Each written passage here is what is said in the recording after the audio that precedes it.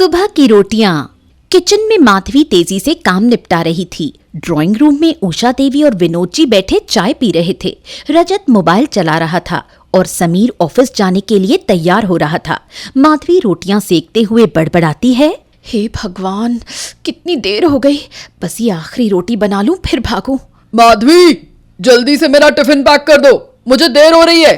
और तुम भी तैयार हो जाओ, मैं तुम्हें ऑफिस छोड़ दूंगा। हाँ, बस 5 मिनट में आती हूँ, आपका टिफिन ही पैक कर रही हूँ। मैं तो तैयार हूँ, बस बाल बनाने हैं। ओके बाबा, पर ज्यादा टाइम मत लगाना। माधवी ने जल्दी से समीर का टिफिन पैक किया और फटाफट तैयार होकर बाल बनाकर बाहर आ गई। चलिए समीर, मैं रेडी हूँ। हाँ जी, महारानी साहिबा आ गई, अब भागने की तैयारी है। हाँ भाई, घर में पैसे भी आने चाहिए, पर बहू का फर्ज है कि सास ससुर को गरम रोटियां भी खिलाए, नहीं तो ये नौकरी करने का क्या फायदा। पापा जी, मम्मी जी, मैंने सारा खाना बना दिया है, रोटियां भी रखी हैं, गर्म करके खा लीजिएगा। हाँ हाँ, हमें तो ठंडी रोटियां खाने की आदत डालनी पड़ेगी ना। बहू हमारी कमाती भी है और हमें अपने ही घर में होटल जैसा महसूस कराती है। ऐसा क्यों बोल रही हैं मम्मी जी आप? मुझे ऑफिस जाना होता है, इसलिए सब बना दिया है। अगर आपको गर्मा गर्म रोटी खानी है तो 2 रोटी बना लीजिएगा, वरना गरम कर लीजिएगा। हे भगवान, अब बस यही दिन देखना रह गया था। अब हम बूढ़े लोगों को घर का काम भी करना होगा। कहती है रोटी खुद बना लो, तेवर तो देखो बहू के। अरे कान खोल कर सुन लो, अब मुझसे नहीं होता ये चूल्हा चौका। सच्ची बात है, अब ये कौन सा रिवाज है कि घर वाले ठंडी रोटियों पर जिए और बहू ऑफिस में बैठकर गर्मा गर्म चाय कॉफी पिए। माधवी चुपचाप खड़ी सुन रही होती है। भाभी अगर ऑफिस जाती है तो क्या मशीन है जो सुबह से रात तक बिना रुके काम करे? तू चुप कर, तुझे तो बस भाभी का ही पक्ष दिखता है। माँ, मैं सिर्फ ये कह रहा हूँ कि भाभी की जगह कोई भी लड़की हो तो वो भी थक जाएगी। मम्मी जी, पापा जी, मैं भी चाहती हूँ कि आपको गर्मा गर्म खाना मिले, लेकिन मैं कोई जादूगरनी नहीं हूँ जो सब मैनेज कर लूँ। सुबह 5 बजे उठकर खाना बनाती हूँ, रोटियां तक बना देती हूँ, लेकिन ऑफिस भी समय पर पहुँचना होता है। प्लीज आप लोग थोड़ा समझिए मुझे। हाँ हाँ, नौकरी भी करनी है, पैसा भी कमाना है और घर वालों को ठंडे टुकड़े खिलाने हैं। बाहरी मॉडर्न औरत मैं खूब समझती हूँ। बहू, पैसे कमाना बुरी बात नहीं, लेकिन घर के साथ साथ जिम्मेदारी निभाना भी जरूरी है। हम ठंडी रोटियों के लिए थोड़ी बैठे। मम्मी पापा, प्लीज रोज रोज यही बातें मत दोहराया करो। माधवी अपना बेस्ट कर रही है और आपको उसे ताने मारने के बजाय सपोर्ट करना चाहिए। अच्छा, अब बहू की तरफदारी हो रही है। अरे बेटा, हम तो बस ये कह रहे हैं कि पैसा कमाने के लिए तो शादी नहीं हुई थी ना। अगर बहू घर के कामों से इतनी परेशान है तो नौकरी छोड़ दे। लेकिन नहीं, पैसे भी कमाने हैं और जिम्मेदारी से भी बचना है। माँ, यही तो दिक्कत है ना। आप चाहते हैं कि मैं नौकरी भी करूं, पैसे भी घर में दूं, लेकिन घर का काम और खाना भी मैं ही संभालूं, और आप मुझे नौकरी के ताने भी देती रहें। माधवी अपना बैग उठाकर जाने लगती है। भाभी, टेंशन मत लो, मैं आपके साथ हूँ। शुक्रिया रजत, लेकिन कुछ लोग कभी नहीं समझेंगे। माधवी घर से बाहर चली गई। समीर भी अपने जूते पहनता है और बाहर निकलता है। दोनों साथ में समीर की कार में ऑफिस जा रहे थे। माधवी अब थोड़ी राहत महसूस कर रही थी। पता है समीर, कभी कभी सच में हिम्मत जवाब दे जाती है। घर संभालो, ऑफिस संभालो, हर जगह परफेक्ट बनो, और फिर भी किसी को कुछ ठीक नहीं लगता। हाँ, मुझे पता है तुम्हारे ऊपर कितना प्रेशर होता है। सुबह से बिना रुके काम करती हो और ऊपर से ऑफिस की टेंशन अलग। ऑफिस में भी क्या ही सुकून है, वहाँ बॉस की चिक-चिक, टारगेट पूरे करने का प्रेशर, और फिर घर आते ही एक नई महाभारत। महाभारत तो सच में हर रोज होती है। समीर, सच कहूँ तो मुझे इन सब से कोई दिक्कत नहीं है। मुझे अपने घर के लिए खाना बनाना पसंद है, घर संभालना भी अच्छा लगता है, लेकिन जब हर चीज के बाद भी ताने सुनने पड़ते हैं तो तकलीफ होती है। मम्मी जी, पापा जी को कभी संतोष क्यों नहीं होता? माधवी देखो, मैं समझ सकता हूँ कि तुम्हें बुरा लगता है। सच कहूँ तो कई बार मुझे भी अजीब लगता है, लेकिन मम्मी पापा वैसे नहीं है जैसे वो दिखते हैं। बस उनकी सोच अलग है, उन्हें आदत नहीं है इस नए तरीके की जिंदगी की। नया तरीका? कौन सा कुछ गलत कर रही हूँ? नौकरी करने वाली बहू चाहिए थी ताकि एक्स्ट्रा इनकम हो, लेकिन बहू से गरम रोटियां भी चाहिए। आखिर कोई इंसान कैसे दोनों चीजें एक साथ मैनेज करे? हाँ, सही कह रही हो। और मम्मी पापा भी गलत नहीं है, बस उनकी बातें सुनने में कड़वी लगती हैं, लेकिन दिल से वो तुम्हारे खिलाफ नहीं है। तुम थोड़ा धीरज रखो, धीरे धीरे सब समझ जाएंगे। पता है, कई बार सोचती हूँ कि सच में छोड़ दूं नौकरी, ताकि मम्मी जी पापा जी को शिकायत करने का कोई मौका ही न मिले। नो वे, ऐसा सोचना भी मत। तुम्हारी नौकरी सिर्फ घर के लिए नहीं, तुम्हारे लिए भी जरूरी है। तुम्हारी खुद की पहचान भी है माधवी, और मैं नहीं चाहता कि तुम किसी के दबाव में आकर इसे छोड़ो। अच्छा चलो, शुक्र है कि तुम समझते हो, वरना तुम भी बाकी सबकी तरह कहते कि घर की बहू को घर संभालना आना चाहिए। अरे नहीं भाई, मुझे मेरी इंडिपेंडेंट बीवी ही पसंद है। समीर की बातें भले ही उसकी सारी परेशानियों का हल नहीं थी, लेकिन उसे एक सुकून जरूर मिला। गाड़ी धीरे धीरे ऑफिस के गेट तक पहुंची। लो मैडम, आपका डेस्टिनेशन आ गया। थैंक यू ड्राइवर साहब। अब शाम को भी पिकअप सर्विस मिलेगी, चिंता मत करो। हाँ हाँ, अब जाओ तुम भी अपने ऑफिस, देर हो रही है तुम्हें। Okay bye. माधवी गाड़ी से उतरकर अपने ऑफिस चली गई और समीर भी ऑफिस चला गया। शाम को दोनों थक हार कर घर पहुंचे। माधवी ने बैग रखा, उषा देवी की आवाज आ गई। आ गई महारानी, चलो अब जरा चाय तो बना दो, हमें भी दिन भर की थकान उतारनी है। हाँ बहू, तुम तो ऑफिस में आराम से बैठी रहती होगी, हम बूढ़े तो घर में ही थक जाते हैं। अब थोड़ा हमें भी राहत मिलनी चाहिए ना। जी, अभी बना देती हूँ। माधवी सीधे किचन में चली गई और चाय बनाने लगी। समीर भी चुपचाप जूते उतारकर रजत के पास बैठ गया। थोड़ी देर में माधवी चाय बनाकर ले आई। आखिर इतनी देर बाद चाय पिलाने की मेहरबानी कर ही दी तूने।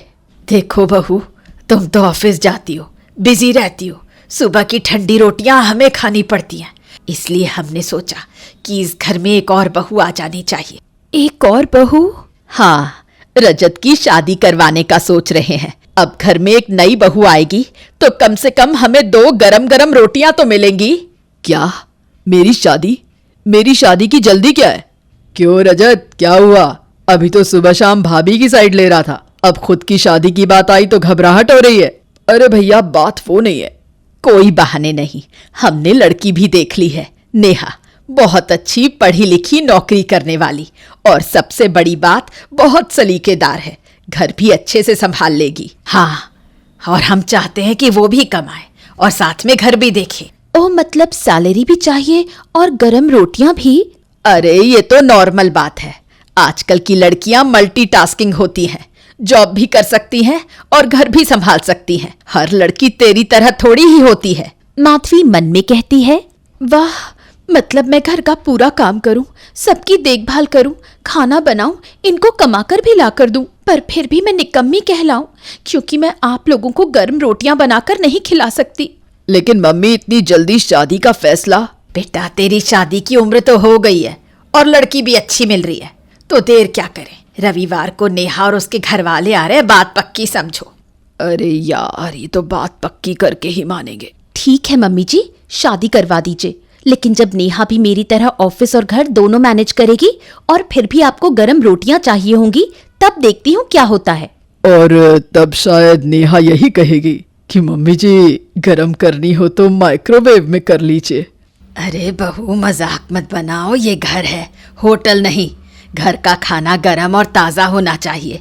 ठीक है, अब नेहा ही आपको गरम और ताज़ा रोटियां बनाकर खिलाएगी। रजत मन ही मन सोचता है कि अब उसकी जिंदगी में नया बवाल आने वाला है। कुछ हफ्तों में रजत की शादी नेहा से तय हो गई, जो कि एक मल्टीनेशनल कंपनी में काम करती थी, और कुछ दिन बाद नेहा बहू बनकर रजत के घर आ गई। आओ बहू, अब इस घर की लक्ष्मी बनकर आओ। हाँ हाँ, और लक्ष्मी जी को अब घर भी संभालना है और लक्ष्मी भी कमानी है। जी पापा जी, मैं अपनी जिम्मेदारी अच्छे से निभाऊंगी। नेहा, पापा मम्मी जी की खूब सेवा करना। जी भाभी। गृह प्रवेश के बाद सब लोग हॉल में बैठ गए। समीर, माधवी, रजत और नेहा साथ बैठे थे। नेहा, कैसी लग रही है मेरी फैमिली? बहुत प्यारी, मम्मी पापा अच्छे हैं और भाभी भी। हाँ हाँ, अभी तो सब अच्छे लग रहे हैं। असली टेस्ट तो तब होगा जब सुबह सुबह रोटियों का मुद्दा उठेगा। मतलब, मैं समझी नहीं। अरे कुछ नहीं, भाभी मजाक कर रही हैं। इतने में उषा देवी आती है। नेहा बेटा, कल तुम्हारा पहला दिन है इस घर में, तुम ही नाश्ता बनाना, और हाँ, मीठा जरूर बनाना। जी मम्मी जी, लेकिन कल से मेरा ऑफिस भी है। शादी की वजह से काफी छुट्टियां हो गई हैं और छुट्टी नहीं कर सकती मैं। अरे कोई बात नहीं, पहले घर फिर ऑफिस, पहली रसोई की रस्म करके चले जाना ऑफिस। ठीक है मम्मी जी, मैं तो कुछ हल्का सा नाश्ता बनाकर चली जाऊंगी। रस्म ही तो करनी है, वो तो कुछ भी बनाने से हो जाएगी। अरे बेटा, ये क्या बात हुई? कल थोड़ा जल्दी उठ जाना और बना लेना, फिर हमें खिलाकर तब ऑफिस जाना। नेहा चुप हो गई। तभी माधवी ने नेहा की चुटकी ली। Welcome to the zoo Neha. Neha थोड़ा सोच में पड़ गई। इधर माधवी को मजा आ रहा था, क्योंकि अब वही बातें नेहा को भी सुननी थी जो वो रोज सुनती थी। अगले दिन सुबह नेहा की आंख अचानक खुली और वो हड़बड़ाकर उठी। ओ नो, 8 बज गए। मुझे तो जल्दी उठकर पहली रसोई करनी थी। वो जल्दी जल्दी फ्रेश होकर किचन में गई। नेहा, तुमने तो बड़ी देर कर दी। तुम्हें याद है ना, आज तुम्हारी पहली रसोई है और तुम्हें ऑफिस भी जाना है। भाभी, सच में नींद खुली ही नहीं। अब जल्दी कुछ बना दूं, नहीं तो मम्मी जी के ताने स्टार्ट हो जाएंगे। नेहा मन ही मन कहती है, नो टाइम, कुछ हल्का ही बनाना पड़ेगा। वो जल्दी जल्दी ब्रेड बटर पोहा और चाय तैयार करती है। साथ में मीठे में मिल्क शेक भी बना देती है और सब कुछ टेबल पर सजा देती है। हो गया, अब मैं जल्दी से तैयार होकर ऑफिस निकलती हूँ। वाह भाई, पहली रसोई हो या बच्चों का टिफिन, सब एक जैसा। हमारी तो किस्मत ही फूटी है। बहू, पहली रसोई में हलवा पूरी बनती है, ये कौन सा फैशन है? हे भगवान, जमाना देखो। बहुएं अब पहली रसोई में पराठे छोड़ो, ब्रेड टोस्ट पर आ गई हैं। मम्मी जी, थोड़ा लेट हो गया था, इसलिए हल्का फुल्का बना दिया और रोटियां भी बनाकर रख दी हैं। दोपहर के लिए गरम करके खा लीजिएगा। हाँ हाँ, हल्का नाश्ता और सुबह की ठंडी रोटियां, नई पीढ़ी का फॉर्मूला यही है। सच कह रही हो उषा, बहू ने आते ही हमें ब्रेड बटर वाली जनरेशन में डाल दिया और हम सोच रहे थे हमें ताज़ी गरम रोटियां खिलाएगी। मम्मी जी, मैं रोज सुबह जल्दी उठकर कुछ अच्छा बना दूंगी और गर्म रोटियां खानी है तो आटा लगाकर रख दूंगी। आप ताज़ी गर्म रोटियां बना लीजिएगा। हाँ हाँ, पहली बार में ही समझ आ गया कि आगे क्या होगा। अब ये हमसे रोटियां बनवाएगी, कल को कहेगी कि मम्मी जी हमारे लिए भी गर्मा गर्म रोटियां बना दीजिए। मम्मी, इतनी भी टेंशन मत लो, ब्रेड बटर भी बुरा नहीं होता। तू चुप कर। बहू को बहू जैसा ही रहना चाहिए। बाहर काम करे पर सास ससुर की सेवा भी करनी चाहिए। मम्मी जी, मैं बहू हूँ पर मेरी भी ऑफिस की ड्यूटी है ना, मुझे भी सुबह टाइम से पहुंचना होता है। और घर की ड्यूटी वो कौन निभाएगा? मम्मी जी, आपने ही तो कहा था कि रजत की बहू पढ़ी लिखी और कामकाजी होनी चाहिए, तो अब उसका ऑफिस भी तो है। तू मत बोल बीच में, तू कौन सी कम है? तूने ही भड़काया होगा इसे भी। मम्मी जी, मैं ऑफिस से लौटकर खाना बनाऊंगी, लेकिन सुबह जल्दी उठकर गर्मा गर्म नाश्ता बनाने का मतलब ही नहीं कि मैं अपनी नींद ही छोड़ दूं। मुझसे जितना हो सकेगा मैं करूंगी, लेकिन उम्मीदें थोड़ी एडजस्ट करनी पड़ेंगी। नई बहू ने तो आते ही अपना रंग दिखाना शुरू कर दिया। अच्छा मम्मी जी, मैं ऑफिस जा रही हूँ, देर हो रही है। नेहा, तुम भी चलो साथ में। हाँ भाभी, चलिए। ऐसा कहकर नेहा और माधवी ऑफिस चले जाते हैं। उषा देवी अकेले बैठी मन ही मन बड़बड़ाती है। ये आजकल की बहुएं तो हाथ से निकलती जा रही हैं। नौकरी कर रही हैं तो घर के कामों से छुट्टी चाहिए। सुबह की रोटियां खानी पड़ती हैं हमें। अरे हमारी सास ने तो ऐसा हाल किया था कि सुबह सूरज निकलने से पहले रसोई में होना पड़ता था और बिल्कुल गर्मा गर्म खाना खिलाते थे हम। और यहाँ देखो, आराम से ऑफिस चली गई। लेकिन मैं भी इतनी सीधी नहीं हूँ, इन दोनों को देख लूंगी। तभी अचानक उषा देवी का फोन बजता है। हेलो प्रभा बेटा, कैसी है तू? बड़ी बेवफा हो गई है, मायके आने का भी टाइम नहीं मिलता। मम्मी पापा की याद नहीं आती क्या? कैसी बातें कर रही हो मम्मी, बहुत याद आती है, लेकिन क्या करूं, ऑफिस घर ससुराल कुछ समझ नहीं आता। क्यों, सब ठीक तो है ना? तेरी सास ठीक से रखती है तुझे? मम्मी ठीक से क्या रखती हैं, हर दिन ताने मारती हैं। सुबह जल्दी उठकर सारा काम करके ऑफिस जाती हूँ, खाना बना जाती हूँ, लेकिन फिर भी सुनना पड़ता है। क्यों, तू तो सब करती है, फिर क्या दिक्कत है उन्हें? उन्हें गरम गरम रोटियां चाहिए। सुबह बना के जाती हूँ तो कहती हैं कि ठंडी रोटी कौन खाएगा।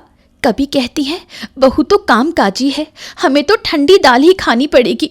मम्मी, मैंने इतनी मेहनत से पढ़ाई की, अच्छी नौकरी पाई, घर भी संभालती हूँ, लेकिन फिर भी रोज रोज ताने सुनती हूँ। ये तो बहुत गलत बात है। बहू भी इंसान होती है, कोई मशीन नहीं कि घर भी संभाले और नौकरी भी करे। मैं तेरी सास से बात करूंगी। रहने दो मम्मी, वैसे भी सास लोग कभी नहीं बदलती। बहुएं इनके लिए कितना भी कर लें, सास लोगों को हमेशा बहुओं में कमी ही नजर आती है। और ताने मारना तो जैसे इनका जन्म सिद्ध अधिकार है। ये कभी नहीं सोचती कि बहू भी किसी की बेटी ही है। प्रभा ने फोन रख दिया, लेकिन उषा देवी के दिमाग में उसकी बातें घूमने लगी। शाम को नेहा, माधवी, समीर और रजत ऑफिस से लौटते हैं। उषा देवी नेहा और माधवी से कहती है, आ गई तुम दोनों ऑफिस से, बहुत थक गई होंगी ना। पहले चाय बनाकर पी लो, फिर थोड़ा आराम कर लेना।